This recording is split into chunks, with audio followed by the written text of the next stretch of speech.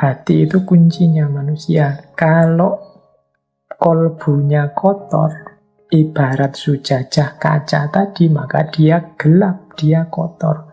Kalau dia tertutup oleh kotoran, ya sinarnya misbah tadi tidak akan bisa memancar keluar.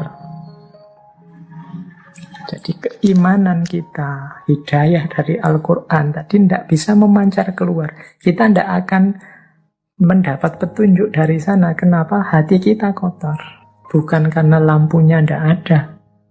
Bukan karena Allah tidak mau lagi memberi hidayah atau petunjuk pada kita. Tapi hati kita sendiri yang kotor.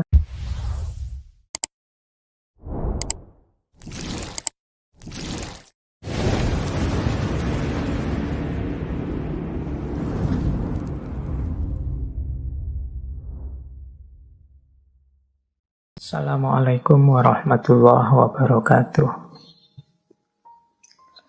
Bismillahirrahmanirrahim. Alhamdulillahi rabbil alamin. Wabihi nasta'inu ala umurid dunya waddin. Allahumma sholli wa sallim wa barik ala habibina wa syafi'ina sayyidina wa maulana Muhammadin wa ala alihi wa ashabihi wa man tabi'ahum bi ihsanin ila yaumiddin. Bismillah, mari kita lanjutkan ngaji filsafat kita. Oke, kita lanjutkan lagi. Baik, inilah inti kajian kita malam hari ini. Ini ayat yang populer sekali tentang cahaya. Saya baca pelan-pelan ayat ini, insya Allah banyak yang sudah hafal.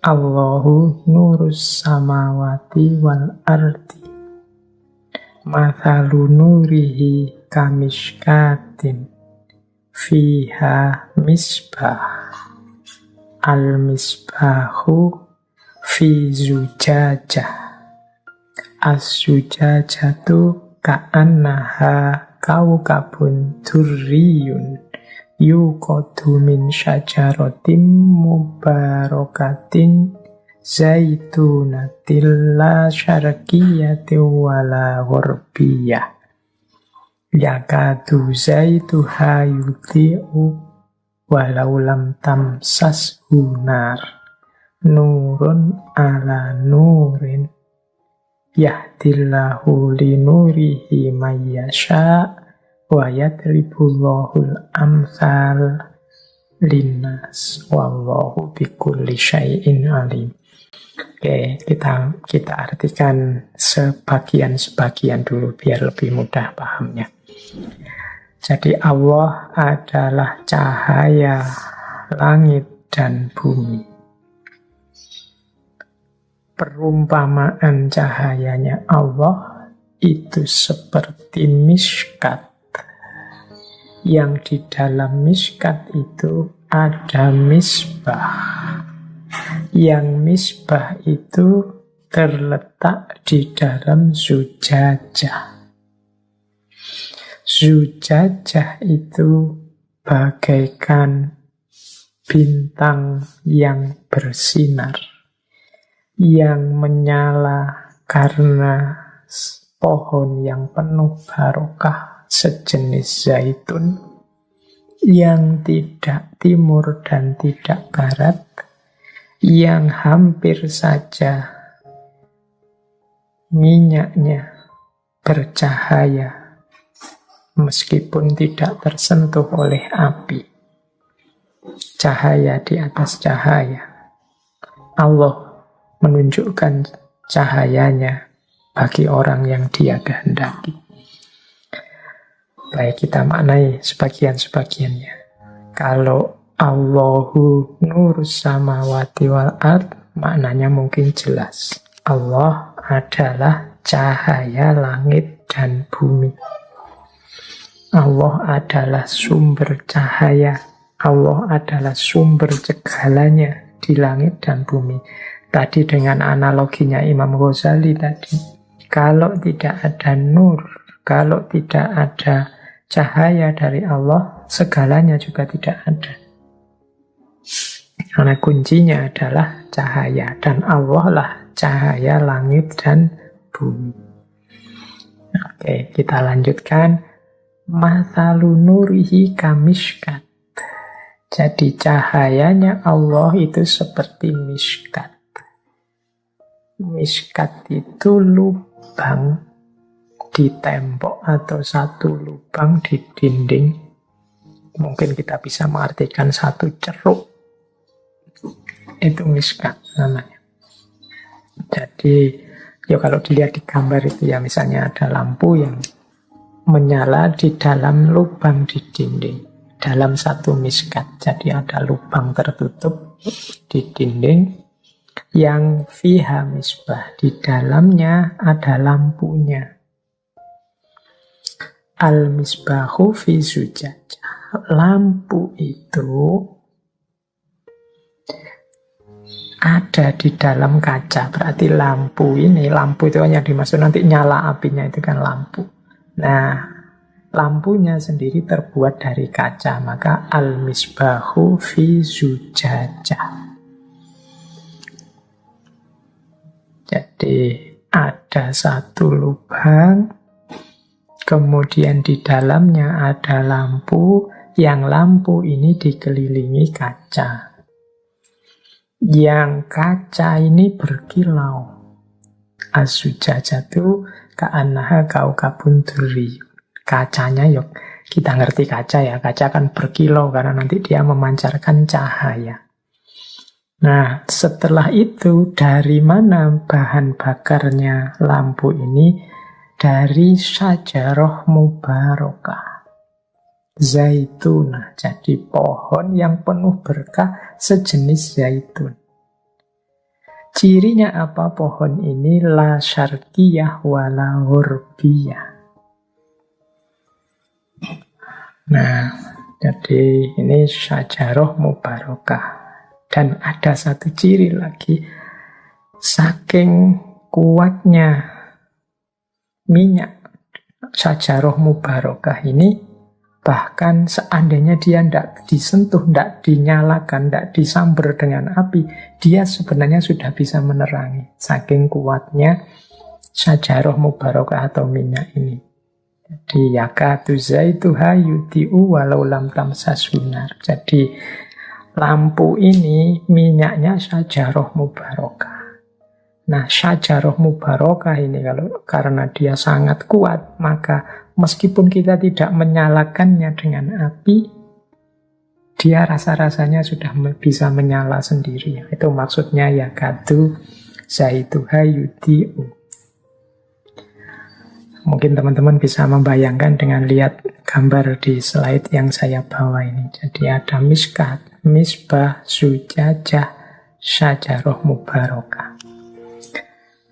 Ada banyak versi makna terhadap ayat ini. Saya bawa dua malam hari ini, yang satu dari Imam Ghazali karena tadi janjinya saya mengambil dari miskat. Tapi sebelum saya masuk ke miskat, ada makna yang populer. Jadi ayat ini dimaknai secara umum dengan model seperti ini. Jadi yang pertama miskat. Miskat itu yang tadi kita sebut gua tadi, atau ceruk di dinding. Secara umum maknanya miskat itu dunia batin atau rohaninya manusia. Mengapa disebut dunia batin? Ya kan batin kita yang agak di dalam, sama seperti ceruk tadi, dia agak masuk ke dalam, tidak di luar. Jadi miskat itu dunia batin kita, dunia rohani kita. Nah, dalam dunia rohani kita itu ada misbah. Misbah itu ada lampu yang menerangi. Ini yang tadi saya sebut hidayah, cahaya. Nah, tafsir-tafsir secara umum banyak mengartikan misbah itu ya keimanan dan juga Al-Quran. Tadi kan di atas saya jelaskan di antara makna cahaya antara lain ya keimanan, ya Al-Quran.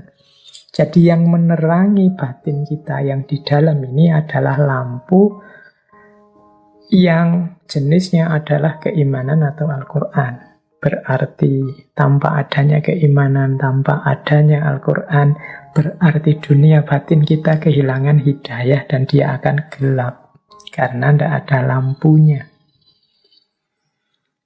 Nah, lampu ini dikelilingi oleh zujajah, kaca. Kaca inilah nanti yang memancarkan, membantu cahaya memancar lebih luas. Yang bisa memancarkan cahaya itu bantuan dari zujajah.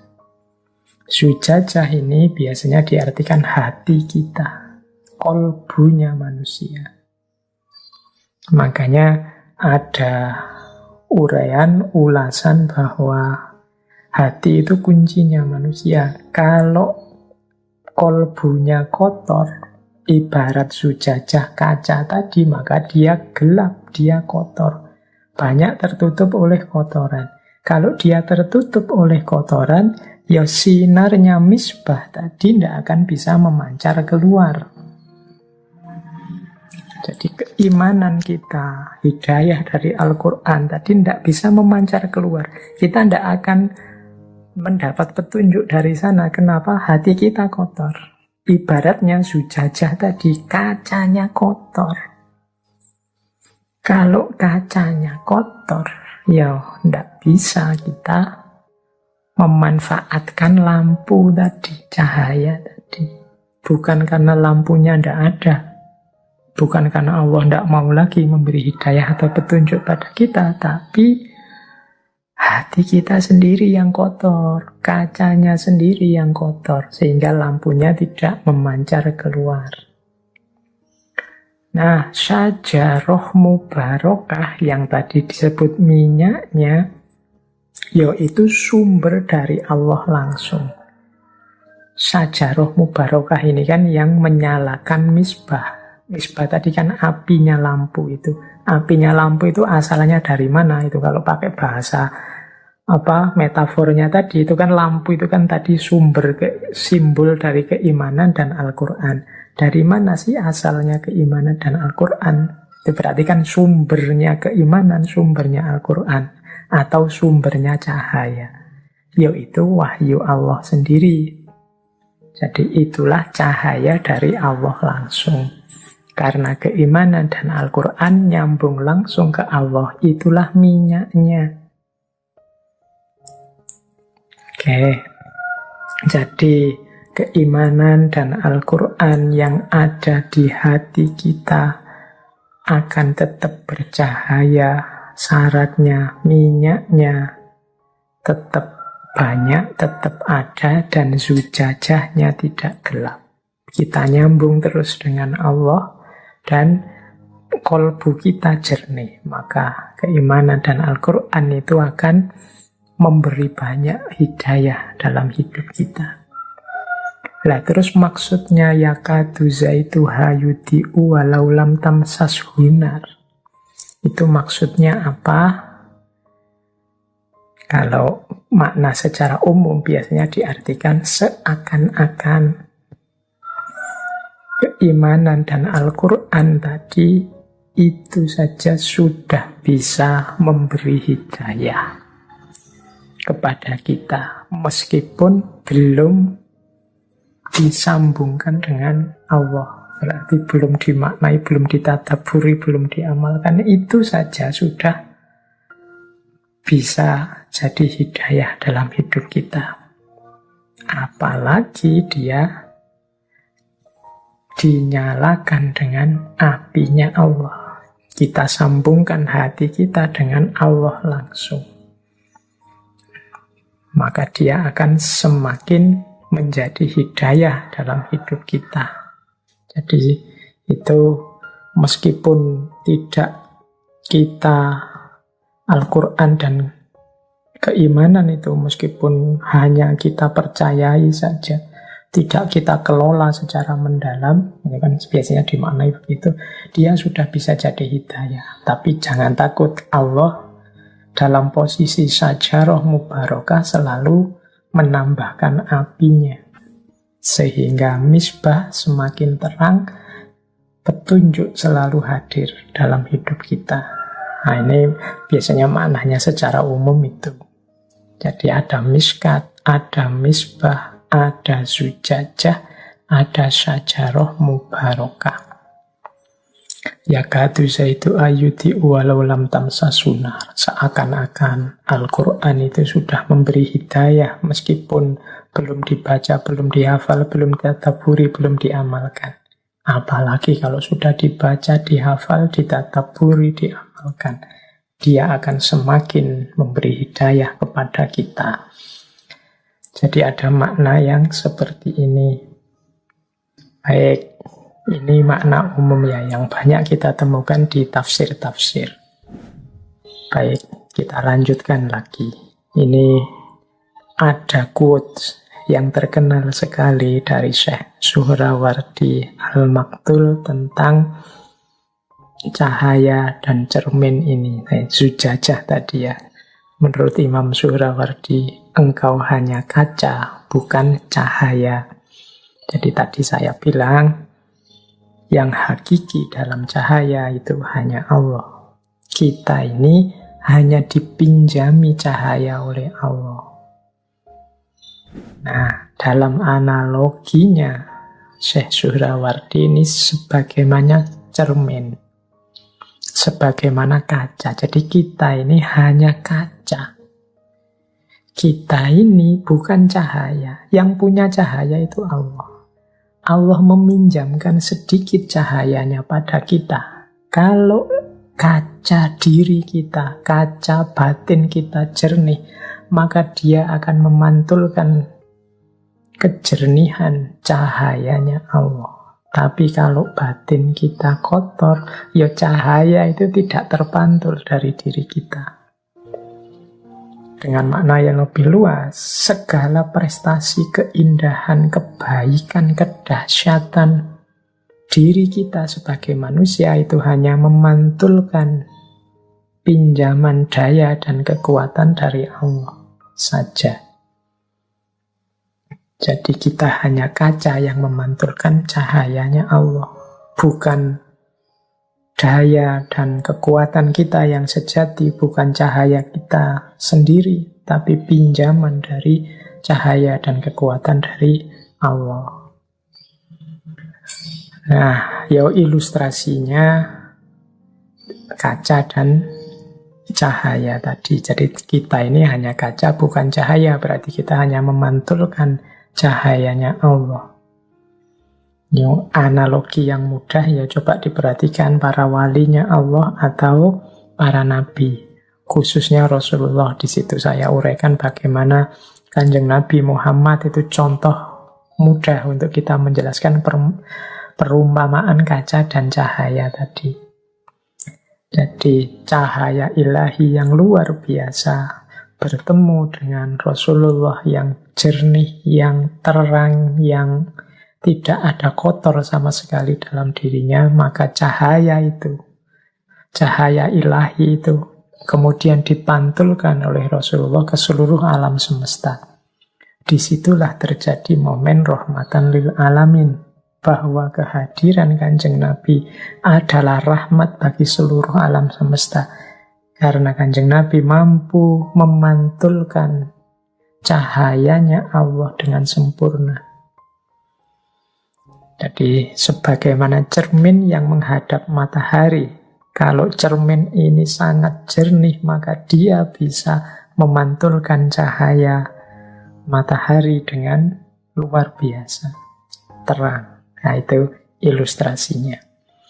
Maka sejauh mana kita bisa memanifestasikan dalam hidup kita diri kita sebagai rahmatan lil alamin, berarti sejernih apa kaca diri kita, sejernih apa batin kita yang mampu memantulkan cahaya Allah yang hadir dalam diri kita. Disitulah nanti akan terjadi rahmatan lil alamin. Mengapa hari ini rasanya kok agak berat mewujudkan yang rahmatan lil alamin ini mungkin karena kaca cermin kita kurang jernih.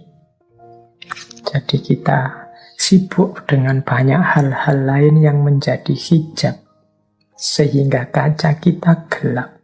Ketika kaca kita gelap, maka dia tidak bisa memantulkan cahaya. Ya kalau kaca itu, bayangkan kaca ketutup kotoran-kotoran, dari warnanya putih jernih jadi hitam. Kalau teman-teman memberi cahaya ke atas kaca yang hitam itu, ya tidak akan ada pantulan apa-apa, tidak akan merefleksikan apa-apa. Maka butuh dibersihkan dulu kacanya, baru kita mampu memantulkan cahaya, baru kita mampu rahmatan lil alamin. Makanya sering di banyak kesempatan saya mendorong teman-teman untuk secara aktif introspeksi diri, secara aktif muhasabah. Muhasabah itu nama lain dari mari kita bersihkan, kita teliti jangan-jangan banyak kotoran dalam cerminan jiwa kita. Kalau dalam cermin jiwa kita banyak kotoran, ya kalau bahasa ayat tadi zujajahnya kotor, ya misbahnya tidak ada gunanya. Setinggi apapun akal pikiran, sedahsyat apapun hidayah dari Allah dalam bentuk Al-Quran, dalam bentuk kebenaran, keimanan, tuntunan Kanjeng Nabi, tidak ada gunanya karena cermin kolbu kita yang kotor. Jadi di titik inilah sebenarnya kuncinya filsafat cahaya. Jadi bagaimana kita memantulkan cahayanya Allah ke seluruh alam semesta, ini sebenarnya tugas kita. Baik, ambil nafas sebentar.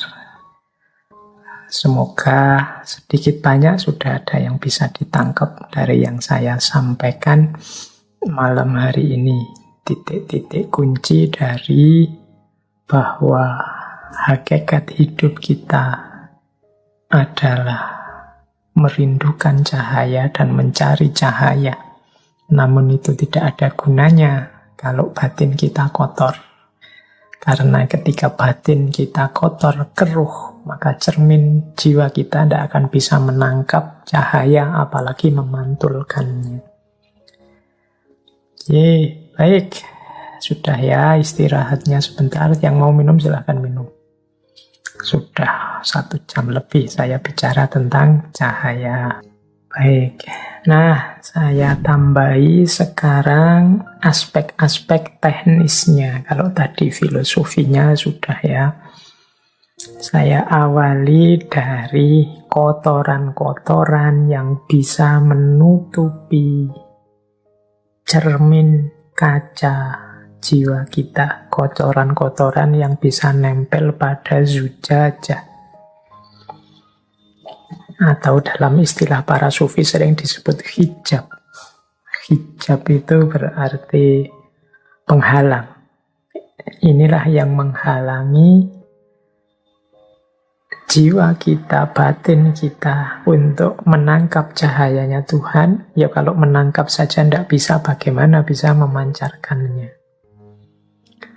Yang pertama, ini yang PR berat kita ini. Ini sebenarnya levelnya paling rendah sih, tapi kita masih sering terjebak di sini, yaitu dosa dan maksiat.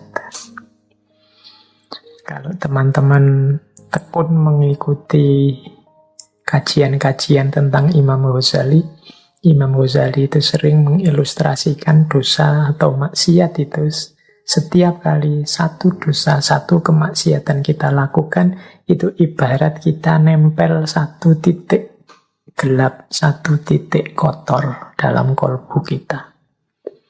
Nambah dosa lagi, nambah satu titik lagi. Nambah dosa lagi, nambah satu titik lagi. Sampai di titik ketika kolbu kita gelap sama sekali, terhijab sama sekali, maka mungkin kita sudah tidak ngerti lagi apakah kita ini sedang jauh atau sudah dekat dengan Allah. Karena cahayanya sudah tidak bisa masuk lagi dalam diri kita. Inilah yang nanti membuat ada loh orang itu ilmunya tinggi, pinter, mungkin jabatannya luar biasa di tengah masyarakat. Tapi rasanya yang keluar dari beliau, dari kata-kata, dari tindakan, mungkin dari kebijakan, kok semakin jauh dan menjauh dari Allah. Kemungkinan batinnya sedang gelap, kotor oleh tumpuan-tumpuan dosa atau maksiat. Ya teman-teman tidak usah nuding siapapun di luar diri. Jangan-jangan yang harus dituding pertama itu diri kita sendiri. Ini teman-teman yang dengerin ngaji ini kan paling tidak juga banyak aktif di kajian-kajian, sering mendengarkan kajian ustadz siapa, kajian tokoh siapa. Itu harusnya referensi baik buruk kita lengkap. Referensi mana yang utama, mana yang hina itu lengkap. Tapi mengapa kok tidak jalan? Itu kemungkinan karena hidayah Allah tidak kelihatan. Mengapa hidayah Allah tidak kelihatan? Karena batin kita sedang gelap, tertutup oleh hijab-hijab. Jadi kalau ada orang berkata, semoga engkau mendapat hidayah, loh Allah itu sangat sayang pada kita, dia selalu memberikan hidayah pada siapapun yang mau. Faman sya'a falyu'min wa man sya'a falyakfur. Cuma banyak orang tidak mau. Hidayahnya sudah diberikan oleh Allah, orangnya yang tidak mau. Mengapa dia tidak mau? Batinnya gelap. Jadi dia tidak bisa memilah dan memilih. Wong yo gelap. Kenapa batinnya gelap? Yo antara lain karena banyak dosa dan kemaksiatan. Jadi yo seperti saya jelaskan tadi di awal kan, hidayah Allah itu bisa berupa Al-Quran, bisa berupa Rasulullah, bisa berupa kebenaran, bisa berupa keimanan. Harusnya ini sudah terbaca, wong barangnya konkret ada hidayah Allah itu. Tapi kita tidak mampu mengikutinya karena batin kita tidak bisa menemukannya. Hidayah itu dalam diri kita karena batin kita gelap. Imam Ghazali kan bahkan kalau dalam Bidayatul Hidayah itu kan man yasdad ilman walam yasdad hudan. Jadi barang siapa yang ilmunya tambah tapi tidak menemukan hidayah, hidayahnya kok tidak tambah, ya berarti yang terjadi hanya dia semakin jauh dari Allah. Jadi ada orang ilmunya nambah tapi tambah jauh dia dari Allah. Mengapa? Karena dia nambah ilmu tapi tidak ketemu hidayah. Kenapa kok tidak ketemu hidayah? Ya karena batinnya gelap. Pertama-tama ada hijab, namanya dosa atau maksiat. Yang kedua ada, ini lebih tinggi daripada dosa dan maksiat, keterikatan-keterikatan duniawi. Ini sering juga menjadi hijab kita, menjadi titik gelap dalam diri kita. Keterikatan duniawi itu semua hal yang sifatnya duniawi. Bahkan sampai keluarga, anak, istri, harta benda. Itu kalau membuahkan keterikatan. Keterikatan itu berarti ketidakmampuan kita untuk lepas dari hal-hal duniawi itu dan menuju Allah. Jadi karena anak, karena harta, sehingga kita lupa atau kita semakin jauh dari Allah, itu namanya keterikatan. Mungkin pekerjaan, mungkin jabatan, mungkin organisasi, mungkin lembaga, apapun. Itu kan barang-barang duniawi. Semakin banyak keterikatan-keterikatan, ya semakin batin kita gelap. Karena posisi cahayanya Allah di situ ditutupi oleh keterikatan kita. Ada orang yang galau karena harta saja, sampai lupa Allah, mungkin beribadah, mungkin ingat Allah, mungkin ngaji, tapi semuanya orientasinya pada puncaknya ke arah harta. atau mungkin jabatan, atau mungkin reputasi di tengah masyarakat, atau mungkin nama baik, atau mungkin popularitas. Ini keterikatan-keterikatan duniawi. Nah, ini juga bisa jadi hijab karena dia menghalangi cahayanya Allah. Itu yang kedua. Jadi mari kita berjuang lepas dari keterikatan. Bukan berarti tidak boleh punya harta, bukan berarti tidak boleh sayang anak, sayang istri, bukan berarti tidak boleh cinta pekerjaan, serius dalam mencari nafkah, tidak. Tapi jangan melahirkan keterikatan. Keterikatan itu berarti kita sama sekali tidak bisa lepas. Bahkan membuat kita tidak mampu sepenuhnya berpaling kepada Allah. Itu namanya keterikatan. Banyak cerita-cerita sufi yang kita pahami sebagai bagaimana mereka itu ada yang kaya raya, ada yang anaknya banyak, ada yang hartanya luar biasa, tapi tidak terikat. Seandainya hilang saat ini juga, toh dia tidak merasa sayang. Karena satu-satunya yang dicari hanya ridhonya Allah saja. Nah, itu hijab yang kedua. Ini sebenarnya lebih tinggi daripada sekedar dosa dan maksiat. Kalau dosa dan maksiat ini paling dasar. Kita tidak bisa lepas dari dosa dan maksiat ya. Biasanya kita juga mengalami keterikatan duniawi. Baik, ada yang lebih tinggi lagi dari keterikatan duniawi, yaitu kebanggaan diri. Nah, ini lebih halus lagi kalau ini. Saya Pak sudah bebas dari dosa dan maksiat. Tidak mungkin saya tergoda lagi oleh dunia. Dunia sudah saya kalahkan. Saya tidak terikat lagi oleh nikmat duniawi apapun jenisnya.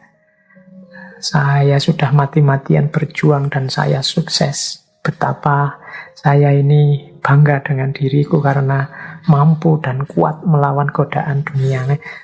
Hati-hati, persepsi-persepsi semacam ini bisa juga menutupi Allah. Kalau yang awal tadi menutupi Allah cahayanya dengan dosa, yang kedua menutupi cahayanya Allah dengan keterikatan duniawi, yang ketiga ini menutupi cahayanya Allah dengan diri kita sendiri.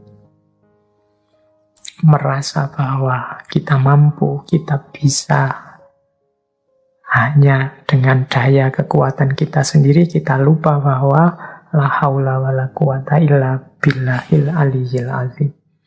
Daya dan kekuatan apapun yang kita miliki untuk sukses, itu hakikatnya adalah dan hanyalah anugerahnya Allah saja. Jadi jangan tertipu oleh kebanggaan diri. Apapun sukses, apapun keberhasilan, termasuk keberhasilan menjernihkan diri, keberhasilan membersihkan kaca batin kita, itu hakikatnya adalah anugerah Allah juga. Maka satu-satunya yang pantas dan layak kita lakukan adalah bersyukur. Alhamdulillahi Rabbil Alamin. Nah, ini hijab yang ketiga, ego. Ada lagi hijab yang keempat. Hijab yang keempat ini salah atau sesat orientasi. Kalau salah itu memang jalannya keliru, kalau sesat itu ya kayak orang tersesat. Jadi orang tersesat itu kadang-kadang maunya benar tapi di tengah jalan melenceng. Ini orientasinya sesat. Bukan sesat kufur atau sesat yang sering kita bikin makian ke orang, dasar sesat, tidak begitu. Tidak sedalam itu, tapi sesat salah orientasi itu mungkin kita benar di atas semuanya, tidak ada lagi yang mengotori kita dari dosa, maksiat, keterikatan, kebanggaan diri. Sehingga kita mulia di hadapan Allah, kita menempuh jalan yang lurus. Tapi ada kalanya Allah menguji kita dengan beberapa kenikmatan atau kesulitan, sehingga tidak sadar kita sesat orientasinya. Arahnya tidak Allah lagi. Nah, ini juga jadi hijab. Ya, saya contohkan begini. Misalnya, amal baik, sedekah. Kita tekun bersedekah, membantu fakir miskin, membantu orang ikhlas, sama sekali tidak ada pamrih apapun. Akhirnya oleh Allah, rezeki kita dilipat gandakan seperti janjinya. Kita tambah kaya, tambah kaya. Nah, begitu sadar bahwa Allah ini melipat gandakan hartaku karena aku rajin sedekah dengan ikhlas. Enaknya sedekahku tak tambah lagi biar Allah lebih melipat gandakan lagi. Oh, ini yang dalam bahasa saya sesat orientasi. Awalnya benar sedekah dengan ikhlas, tapi begitu oleh Allah diuji dengan kelimpahan rezeki yang lebih banyak, akhirnya sesat orientasi. Sekarang dia fokusnya gimana caranya rezekinya lebih banyak lagi, biar Allah semakin menambah lagi. Sekarang fokusnya ke hartanya, bukan lagi ke Allahnya. Nah, ini sesat orientasi. Mungkin kita beribadah, apalah tahajud, puasa, Senin Kemis, duha, pokoknya amal ibadah kita luar biasa. Sehingga oleh Allah kemudian kita diuji dengan karomah-karomah kecil. Misalnya ucapan kita loh kok mandi, basa Jawa ini mandi.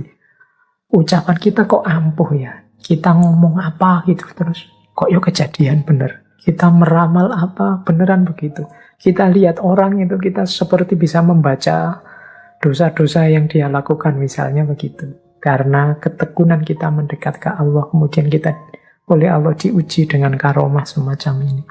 Itu kalau tidak hati-hati. Karomah-karomah ini kemudian melahirkan tadi kebanggaan diri atau sesat orientasi. Sesat orientasi itu akhirnya fokus kita pada karomah-karomah ini. Oh, berarti kalau aku semakin dekat dengan Allah, ibadahku tak tambah. Semakin banyak ibadahnya, kesaktianku mungkin tambah dalam. Aku semakin bisa membaca masa depannya orang. Aku semakin bisa meramal apa yang akan terjadi. Orang yang menyalahiku akan takluk dengan sendirinya, jatuh dengan sendirinya. Nah, sekarang orientasinya ke sini. Ke karomah-karomah, ke kelebihan-kelebihan yang padahal itu hakikatnya ujian dari Allah. Ini juga mengotori kaca batin kita. Meskipun di level yang lebih tinggi. Ini yang dalam bahasa saya sesat orientasi. Hati-hati. Apakah itu dosa, kemaksiatan, keterikatan duniawi, atau ego, kebanggaan diri. Ini kan mudah dideteksi karena negatif. Tapi kadang-kadang yang positif-positif juga membuat kita sesat orientasi. Kita lupa bahwa arah kita adalah rahmatan lil alamin dan ilaihi roji'un. Menyebarkan cahaya ke sekeliling kita dan kembali kepada Allah. Jadi berarti jalan kita yang sejati adalah jalan kembali pada Allah. Tidak yang aneh-aneh dan macam-macam, termasuk yang duniawi, yang sakti-sakti, yang dahsyat-dahsyat. Jadi ndak itu. Itu semua kalau ndak hati-hati akan menjadi hijab. Baik, kita lanjutkan.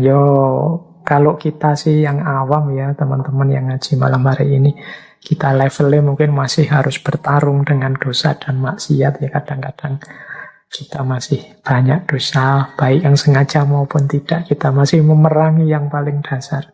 Semoga kita pelan-pelan bisa membersihkan hijab-hijab dari yang paling dasar sampai yang paling tinggi, sehingga nanti secara paripurna kita bisa ilaihi roji'un. Ayo belajar bareng-bareng, saling membantu, saling mengingatkan, meskipun dengan adab dan akhlak yang sesuai. Baik, saya lanjutkan. Jadi ini hijab ya. Kalau kita sukses dengan membersihkan hijab-hijab, maka insya Allah cahayanya Allah akan masuk dengan utuh, jadi hadir dengan sempurna. Disitulah nanti kita akan mengalami masuknya cahaya. Dari berbagai sumber catatan saya ada berbagai indikasi tentang masuknya cahaya ini. Indikator-indikator hadirnya cahaya. Ini bagi yang mengalami saja. Yang tidak mengalami insya Allah nanti mengalami kalau kita serius. Ini kalau dalam dunia sufi istilahnya macam-macam. Ada yang menyebutnya kasyaf, ada yang menyebutnya syahadah, musyahadah, ada yang menyebutnya makrifat. Cirinya apa? Cahaya itu masuk dalam diri kita. Kaca cahaya kita terang oleh cahayanya Allah. Ini indikator pertama. Ini dimensi rasanya. Ini berarti kalau dimensi rasa yang ngalami, yang ngerti adalah exciting. Exciting itu saya tulis dalam bahasa Inggris ya, karena keyboardnya susah kalau dalam bahasa Arab. Exciting itu gembira. Jadi seperti gembiranya kita kalau mendapat kebahagiaan yang besar, sehingga yang lain-lain kecil semua. Oh, mungkin bayangkan ya mudahnya kamu nembak orang yang kamu taksir. Bertahun-tahun kamu incer, akhirnya kamu tembak dan diterima. Itu kan exciting, senangnya luar biasa. Kalau engkau mendekat ke Allah dengan serius, tiba-tiba hanya kebahagiaan saja yang engkau rasakan. Tidak ada lagi keluhan-keluhan, tidak ada lagi komplain-komplain dengan situasi real hidupmu. Kemungkinan cahayanya Allah sudah menyusup masuk dalam dirimu. Exciting, gembira yang luar biasa. Kemudian yang kedua, oceanic. Oceanic ini menyamudra. Apa ya menyamudra? Seperti samudra, engkau merasa luas. Apapun yang terjadi seolah-olah engkau bisa menampungnya. Ujian apapun yang hadir, engkau tidak tergetar. Semuanya engkau terima. Sebagaimana samudra yang bisa menampung apapun yang masuk dalam dirinya. Jadi oceanic. Rasanya meluas. Kalau exciting itu gembira luar biasa, oceanic itu rasanya meluas.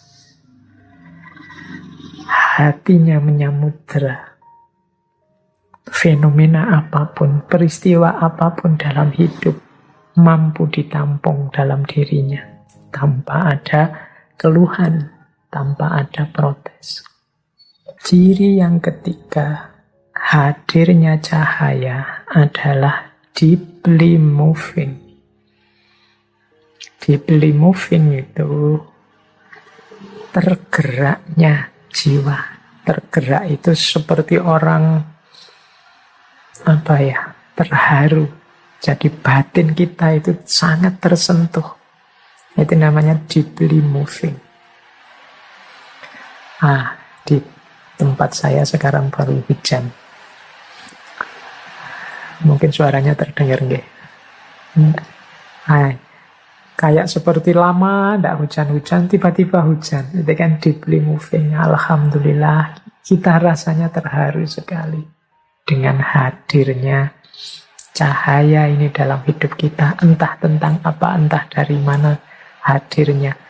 Itu kita gembira sekali, batin kita meluas. Kita begitu tersentuh, begitu terharu. Terharu yang bahagia ya, bukan terharu yang seperti apa. Deeply moving itu mungkin kayak teman-teman yang sudah mati-matian nulis skripsi, bolak-balik ditolak, akhirnya ditanda tangani. Ujian lulus, exciting, oceanic, deeply moving. Kemudian elevating. Elevating itu elevate itu naik, mungkin bisa diartikan melayang. Jadi rasanya kita ini seperti terbang mengangkasa. Nikmatnya luar biasa. Itu melayang. Ini menjelaskannya rada susah ini ya, karena urusannya rasa. Pokoknya nanti momen-momen dulu kita pernah mengkaji peak experience. Itu cirinya tidak jauh dari situ. Ada elevating. Kita melayang. Rasanya nikmatnya luar biasa. Dan yang kelima, calm. Calmly itu tenang. Sakinah. Jadi diri kita yang tenang. Ini seperti di surat At-Taubah itu kan. Ayat 40. Fa'anzalallahu sakinatahu alaihi wa ayyadahu bijunudin lam taruha. Maka Allah kemudian menurunkan rasa tenang dalam dirinya. Wa ayyadahu bijunudin lam taruha. Dan Allah menguatkannya, membantunya dengan bala tentara atau malaikat-malaikat yang tidak terlihat. Nah, jadi orang yang mengalami, merasakan cahaya dari Allah, batinnya akan tenang. Kegembiraan, kemudian rasa meluas, rasa tersentuh, rasa melayang, dan tenang yang luar biasa. Ini momen-momen ketika cahaya masuk dalam diri kita. Ini detailnya bisa kita lihat ulang ketika dulu kita membahas tentang peak experience.